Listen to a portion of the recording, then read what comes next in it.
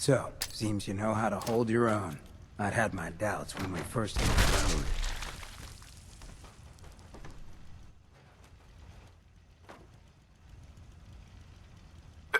Thanks. You're not so bad yourself. I never get many complaints. It's just real rare these days. Find someone who's not willing to take things the way they're handed to them. Too many good folks not willing to get their hands dirty. And too many assholes taking advantage of it. Look at what happened to Diamond City. Before McDonough took over, it was a half-decent place to live. A little stricter than I usually go for, but not terrible. I thought he and I had a pretty happy childhood. But then he decides he's gonna try and get elected with his anti-ghoul crusade. Mankind for McDonough. Before you know it, you got families with kids lining up to drag folks they call neighbor out of their homes and throw them to the ruins. You and McDonough knew each other as kids? Oh yeah. Guy's my brother.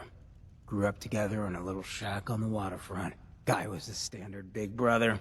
Entitled, punchy, liked to shove rotten potatoes down my shirt and slap my back.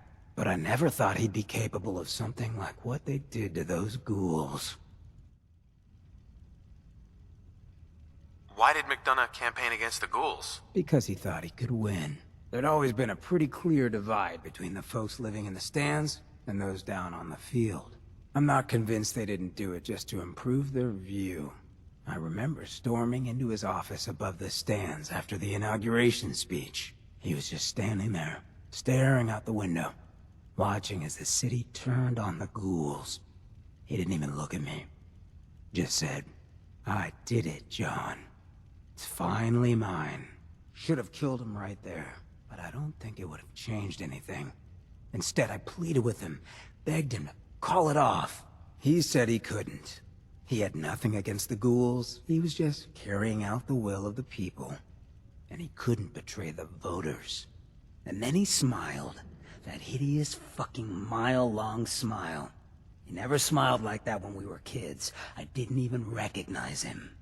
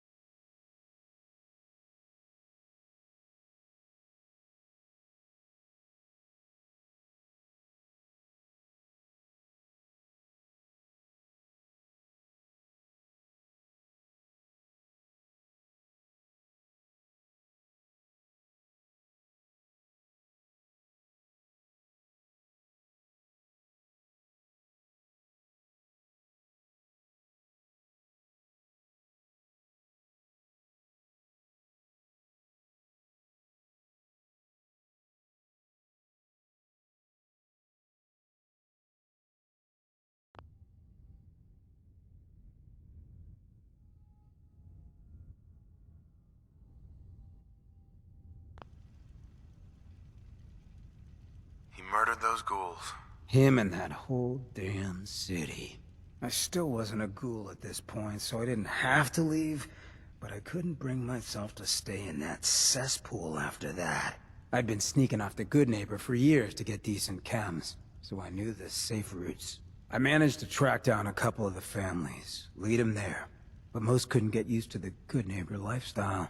I brought them food for a couple of weeks, but after a while, they just disappeared. Folks in Diamond City signed their death warrants, and all the good people were willing to just sit by and watch. I felt like I was the only one who saw how screwed up things truly were, who couldn't just pretend things were fine. Still feel that way. Or I did. Until I met you. I know I run my mouth, but having someone who sees the world for what it is, and is willing to do something about it, it's meant a lot to me.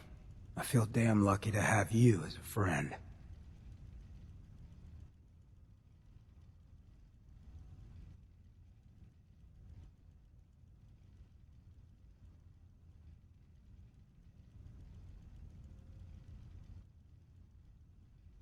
And that's what we are? Friends? And that ain't a term I toss around lightly. Well, thanks for hearing me out. You probably weren't looking for a history lesson, were ya? You wanna hit the road?